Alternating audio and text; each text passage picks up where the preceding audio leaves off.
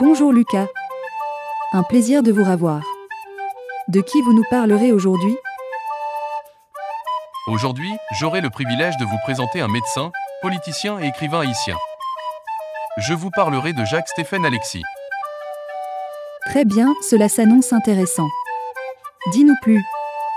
Jacques-Stéphane Alexis, né au Gonaïves le 22 avril 1922 et mort en avril 1961 dans le nord d'Haïti, est un écrivain, homme politique et médecin haïtien, qui s'est illustré par sa résistance à la dictature de François Duvalier, par son œuvre romanesque, ainsi que pour sa définition novatrice d'un réalisme merveilleux propre à la littérature de la Caraïbe. Intéressant. Il est le descendant du père de l'indépendance d'Haïti Jean-Jacques Dessalines et fils du diplomate, journaliste et romancier Stéphane Alexis, auteur du Nègre masqué 1933. Son père est nommé dans les années 1920 à l'ambassade d'Haïti à Paris, puis à la Société des Nations avant l'ambassade de Londres, où Jacques suit ses études au collège Stanislas de Paris. De retour en Haïti dans les années 1930, il poursuit sa formation au collège des Frères de l'Instruction chrétienne Saint-Louis de Gonzague de Port-au-Prince. Au terme de ses études secondaires, il entame des études universitaires à la faculté de médecine de Port-au-Prince où il obtient son doctorat en 1945. Jacques-Stéphane Alexis grandit dans un milieu où les discussions artistiques et le débat politique occupent une place centrale. Il commence à écrire et dès l'âge de 18 ans entre en littérature par un essai très remarqué à propos du poète haïtien Hamilton Garout. Docteur en médecine, il s'engage dans une carrière littéraire et collabore à de nombreuses revues, dont les Cahiers d'Haïti puis dirige le Caducée. Il fait alors la connaissance de Jacques Roumain, auteur du roman classique Gouverneur de la Rosée, et du grand poète cubain Nicolas Guillen en 1942. Il rejoint La Ruche, revue d'opposition et porte-voix de la Révolution de 1946, et le poète René de Pestre, après le succès de son recueil de poésie Étincelle, dont les droits d'auteur permettront de financer le premier tirage de la revue. Auprès de Théodore Baquer, Gérald Bloncourt, l'Aurore Saint-Just et Gérard Chenet, Jacques Lacolère signe ses articles sous ce pseudonyme dans La Ruche et s'éloigne de la revue Le Caducée.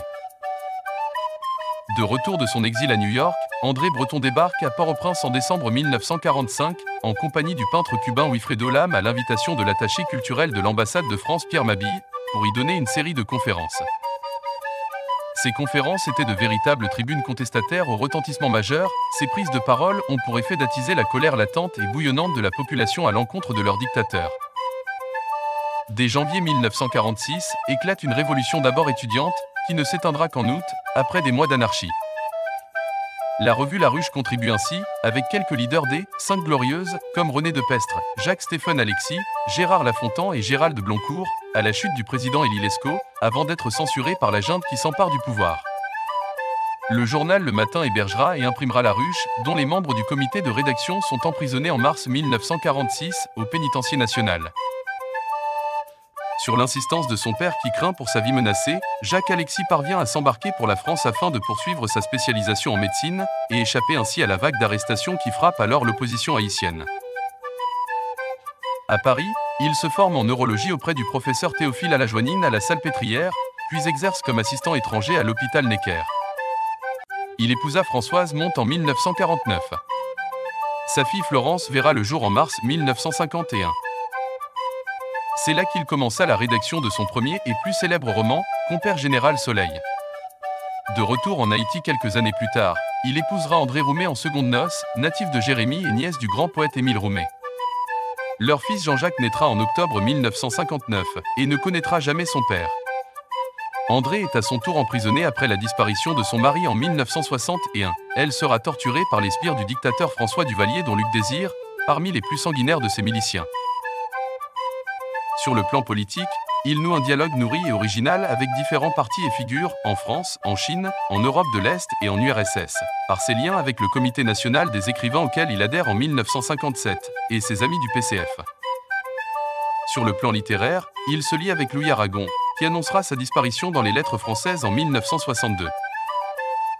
Aussi avec les écrivains de la négritude, Aimé Césaire et Léopold Sédar Senghor, avec le romancier afro-américain Richard Wright et les écrivains latino-américains. Son premier roman, immédiatement salué, est publié en 1955 par Gaston Gallimard et frôle l'illustre prix Goncourt. Il s'agit de Compère Général Soleil, qui demeure aujourd'hui une œuvre romanesque majeure, essentielle à toute approche de la littérature haïtienne et de la production romanesque caribéenne de langue française, anglaise ou espagnole.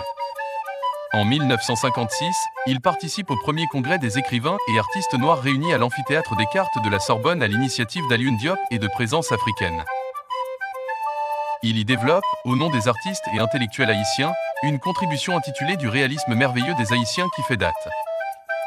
Dans le même temps, il s'oppose déjà au régime dictatorial de François Duvalier et va fonder le Parti d'entente populaire, PEP, parti d'union et d'opposition à la dictature en 1959. Dans ses œuvres s'y ajoutent d'autres contributions importantes pour la littérature de la Caraïbe. Le roman Les Arbres musiciens en 1957. En 1959, il rédige le manifeste de la seconde indépendance au moment même où il cofonde le PEP, immédiatement suivi de L'espace d'un ciment la même année, 2 romans publiés dans la Collection blanche de Gallimard. L'espace d'un ciment met en scène Eglantina, petite prostituée du quartier de Carrefour à Port-au-Prince, dite-la Nina Estrelita. Aux Sensations Bar, elle rencontre El Cocho, mécanicien et syndicaliste d'origine cubaine qui bourlingue dans toute la Caraïbe et débarque en Haïti. Les 2 personnages s'y dévoilent graduellement l'un l'autre, par la vue d'abord, puis l'ouïe, l'odorat, le toucher et enfin le goût, qui ouvre au 6e sens. Cette découverte servie par les 5 sens et leur mémoire installe tour à tour un climat de tendresse, de sombres vertiges ou de joie extatique, d'affrontement et de tension portés par l'atmosphère tragique de la Semaine Sainte et le désordre carnavalesque des Raras, carnaval paysan des faubourgs de Port-au-Prince. Ce roman ouvre un cycle de réalisme social dans l'œuvre qui restera interrompue d'Alexis.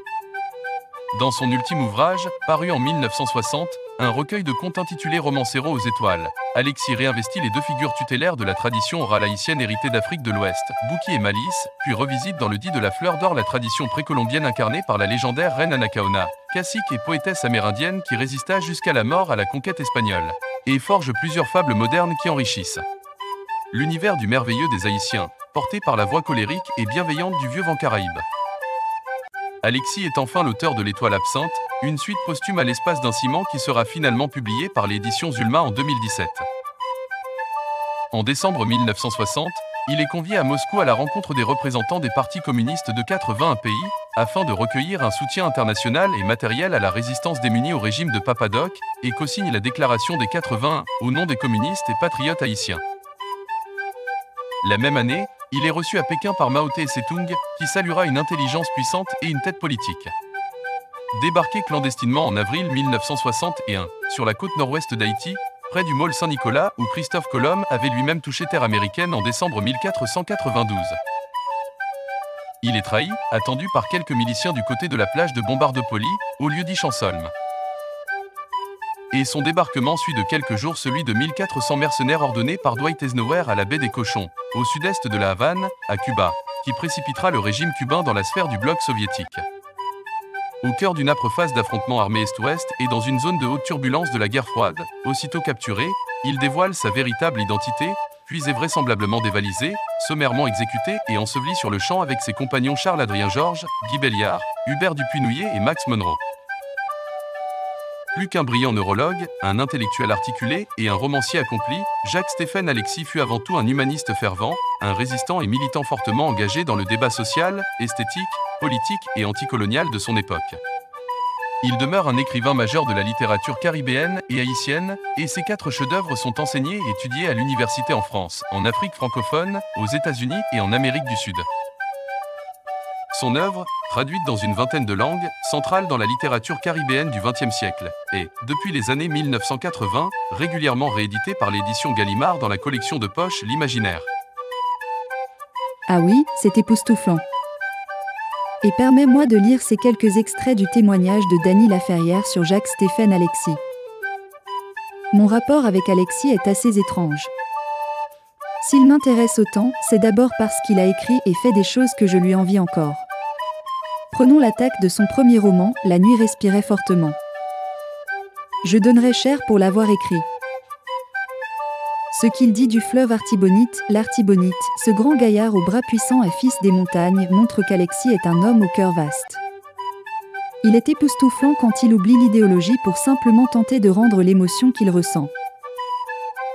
Et il ajoutait après, ce qui reste malgré tout de ce jeune homme éblouissant, c'est la plus rayonnante trajectoire dans le monde des lettres contemporaines haïtiennes.